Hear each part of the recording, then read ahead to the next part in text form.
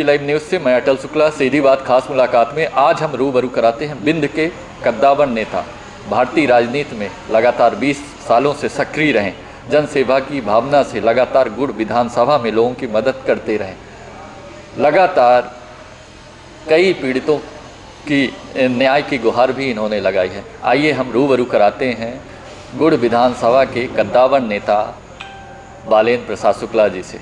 सबसे पहले MP live news में आपका स्वागत। धन्यवाद। शुक्ला जी, हमारे दर्शकों को आप ये बताएं कि आपके राजनीतिक जीवन की शुरुआत कब और कहां से हुई और आपका सियासी सफ़र कितने साल से चल रहा है? मेरा राजनीतिक जीवन तो 20-25 साल का है। कॉलेज लाइफ में मेरी राजनीतिक शुरुआत भारतीय कम्युनिस्ट पार्टी एफएफआई से हुई और 1998 में मैंने कांग्रेस पार्टी की सदस्यता माननीय श्रीनिवास तिवारी पूर्व विधानसभा अध्यक्ष जी के कहने पे कम्युनिस्ट पार्टी छोड़कर अपने सैकड़ों साथियों सहित ली थी और 98 से लगातार अन्याय अत्याचार के खिलाफ मैं लड़ाई लड़ता रहा और गुड़ क्षेत्र में लगातार मेरा संघर्ष 20 साल का मेरा संघर्ष है गुड़ क्षेत्र में। आपने देखा होगा कि जब गुड़ क्षेत्र में किसी की बोलने की हिम्मत नहीं थी, आतंक का साया था, डिहिया में हरिजनों का घर सामंतों द्वारा गिरा दिया गया था और जला दिया गया था, मैंने लड़ाई लड़के उन सामंतों को गिरफ्तारी दिलाई और जेल भिजवाया और हरिजन आदिवासियों को न्याय दिलवाई। पोलो मैदान में 2012 में मेरा इतना बड़ा आंदोलन हुआ था जब सुदामा यादव की हत्या हुई, गुड़ में कई हत्याएं हुई थी और सारे अपराधी गिरफ्तार हुए थे। इसके बाद हमारे गुड़ क्षेत्र में बहुत बड़ी घटना हुई थी। प्रदीप गौतम शिवम पटेल की दिन दहाड़े गोली मारकर हत्या कर दी गई थी। किसी के निकलने की हिम्मत नहीं पड़ रही थी। पूरे क्षेत्र में आतंक का माहौल था। लहाफ उठाने के घर के लिए उनके लोग तैयार नहीं थे। पूरा गांव दहशत में था। मैं राइफल लेकर गया हूं, लहाफ उठवाया हूं, पानी गिर रहा था और लहाफ को जलवाया हूं और उसी दिन मैंने कसम खाया था सारे अपराधियों को मैं गिरफ्तार करवाऊँगा। 1.5 महीने गुड़ क्षेत्र में गाँव पैदल चल के मैंने भागा और पूरे लोगों से निवेदन किया और फिर आईजी रीवा का मैंने घेराव किया और रीवा के एसपी और आईजी हटे और सारे अपराधी गिरफ्तार हुए। शुक्ला जी, हमेशा आपने सामंतों के खिलाफ लड़ाई लड़ी है। जहाँ जहाँ सामंतशाही थी और सामंतों द्वारा अन्याय किया जाता था, हमेशा आप मुखर होकर उनका विरोध किए। कभी भी अपनी जान की परवाह आपने नहीं की और लगातार पीड़ितों और शोषितों की मदद करते रहें, उनकी लड़ाई लड़ते रहें। ये प्रेरणा आई कहाँ से? ये प्रेरणा हमें भारतीय कम्युनिस्ट पार्टी में मैं जब ज्वाइन किया तो उस समय गिरीश गौतम और संभरनाथ पांडे से मुझे प्रेरणा मिली थी और ये हमेशा सामंतों से लड़ते थे।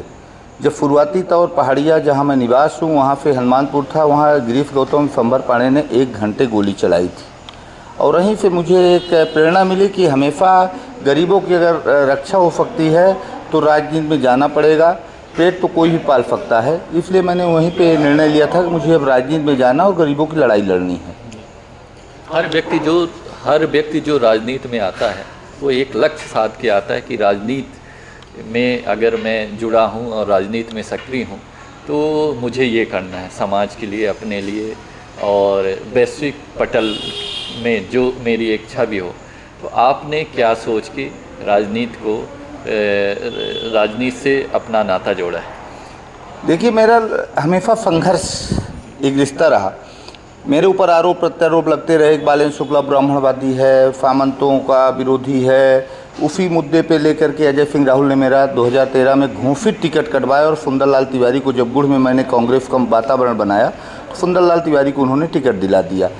7 तारीख को अंतिम दिन, 8 तारीख पर्चा भरने की लास्ट डेट थी। अजय सिंह और दिग्विजय सिंह ने टिकट कटवाया। विशेष विमान से दिग्विजय सिंह रीवा आए और लोगों में एक माहौल बना कि बालेन्द्र शुक्ला जीत जाएगा तो रीवा का अन्याय अत्याचार और भ्रष्टाचार खत्म हो जाएगा, गुंडों का राज खत्म हो जाएगा और बालेन्द्र शुक्ला को रोकना है। अजय सिंह की एक मानसिकता थी और मैंने ये निर्णय लिया कि अजय सिंह ने 2013 में तो तुम मेरा रोक दिए टिकट काट के और मैं चुप होकर के बैठ गया और 2013 के बाद लगातार मैंने संघर्ष शुरू किया। लगातार मेरे तहसील में, गांवों में धरना प्रदर्शन शुरू होते रहे और लोगों को मैं न्याय दिलाता रहा। लेकिन 21 मई 2017 का आज भी आप इतिहास और पेपर मीडिया उठाकर देख लीजिए, मैंने घोषणा किया था और मैंने जनेऊ उतार दिया था कि अजय सिंह राहुल मैं सदन के अंदर नहीं पहुंचा हूं, तो मेरी हत्या किए हो तो सुंदर लाल और अजय सिंह और दिग्विजय सिंह तुम सदन के अंदर कभी नहीं पहुंचोगे। और मैंने चुनाव लड़ गए। चुनाव लड़ने के बाद इन्होंने एक भ्रामक प्रचार फैलाया, बालेल शुक्ला ने समर्थन कर दिया। 23 तारीख को मैंने बहुत बड़ी सभा की आम आदमी पार्टी की और 24 तारीख को उन्होंने भ्रामक प्रचार पैदा किया। फिर केजरीवाल को नहीं आए, संजय सिंह को मैनेज किया गया आम आदमी पार्टी के संसद को कि तुम गुड़ में केजरीवाल को मत आने दो। इसी बीच में अखिलेश यादव का प्रोग्राम, मायावती का प्रोग्राम बन गया। जब मैसेज फैला बालेल शुक्ला ने समझौता कर लिया, तो जो हमसे यादव समुदाय बड़ी तेज़ी से जुड़ा था वो अखिलेश यादव के कारण समाजवादी तरफ भगा। जो हरिजन एसटी-एससी जुड़ा था वो बड़ी तेज़ी से बीएसपी तरफ भगा जब समझौता के कारण। ब्राह्मण तो कुछ सुंदरलाल तरफ पलायन किए, लेकिन जो अदर कास्ट जुड़ा था वो बड़ी तेज़ी से बीजेपी की तरफ गया। जब बीजेपी को रोकने लगे तो उन्होंने कहा कि सुंदरलाल तिवारी को अगर इन्होंने समर्थन की बात आ रही तो मैं बीजेपी को जिताऊंगा। मेरे पूरे कार्यकर्ता बीजेपी तरफ गए। 5वां स्थान मेरा गुड़ में आया और स्थिति ये हुई कि मेरी नेता रीता बहुगुणा जोशी थी। मेरा एक सिद्धांत है, मैं जिसके साथ रहता हूँ तो ईमानदारी से रहता हूँ। कांग्रेस में भी मैं रीता बहुगुणा जोशी को अपना नेता मानता था, सुरेश पचौरी, प्रियंका जी को मैं अपना नेता मानता था।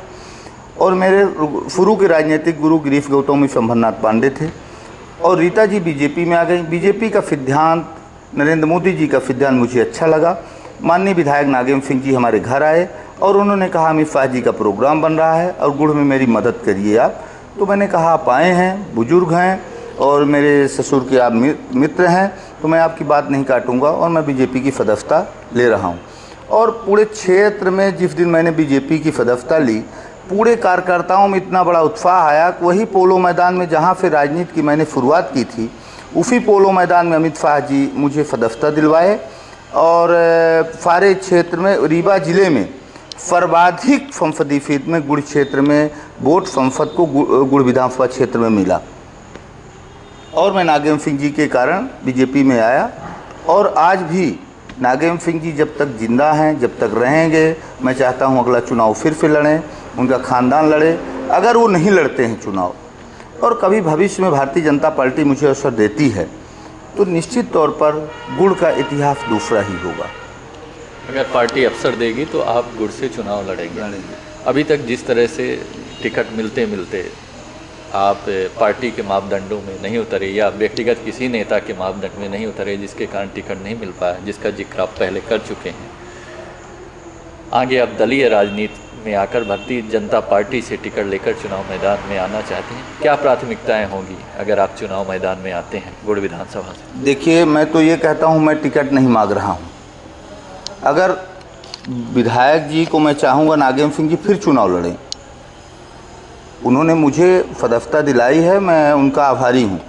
अगर गुड़ क्षेत्र में भारतीय जनता पार्टी सर्वे कराती है, भारतीय जनता पार्टी के मापदंडों के अनुरूप मैं आता हूँ, तो मुझे टिकट मिलेगी तो मैं चुनाव लड़ूंगा। दूसरी मेरे मापदंड ये, नेता माने भगवान हुआ करते थे, लेकिन नेता माने अब डाकू हो गए हैं।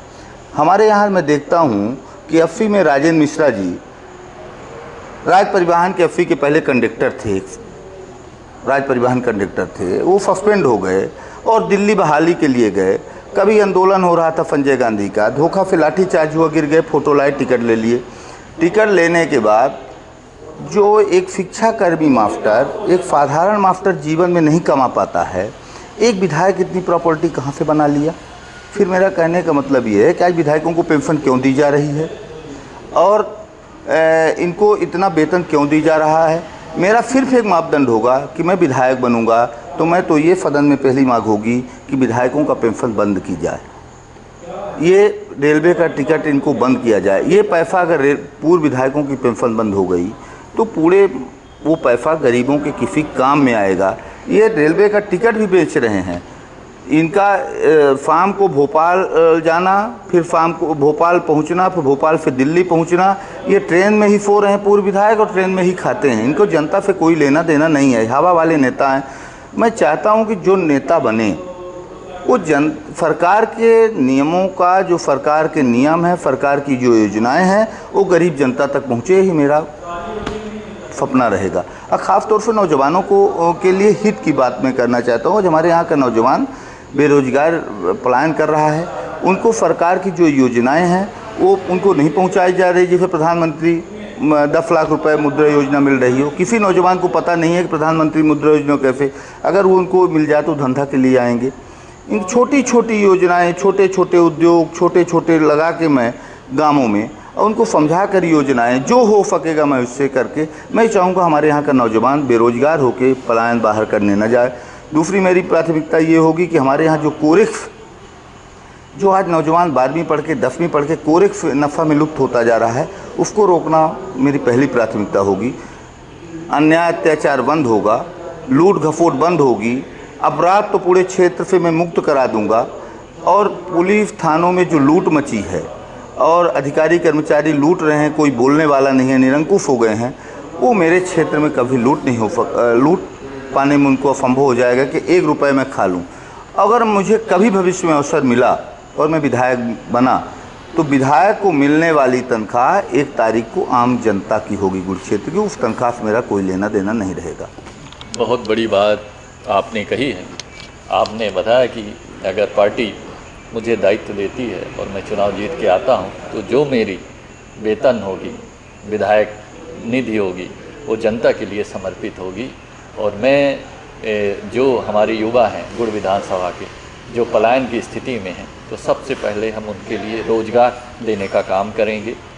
दूसरी चीज़ उन्होंने बहुत ही महत्वपूर्ण बात बताई है कि हमारे क्षेत्र में कोरेक्स का अवैध व्यापार है, जिसके कारण वहाँ की जो युवा पीढ़ी है वो पूरी तरह से नष्ट होती जा रही है। तो मैं कोरेक्स के अवैध व्यवसाय को रोकने का काम करूँगा, जिससे वहाँ पे कोरेक्स के कारण अपराध और दूसरे तरह के आतंक व्याप्त है वो समाप्त होगा। शासन द्वारा जो योजनाएं संचालित हो रही हैं वो जन जन तक पहुंचाने का काम करूंगा और उनको सही ढंग से क्रियान्वित कराने का काम करूंगा।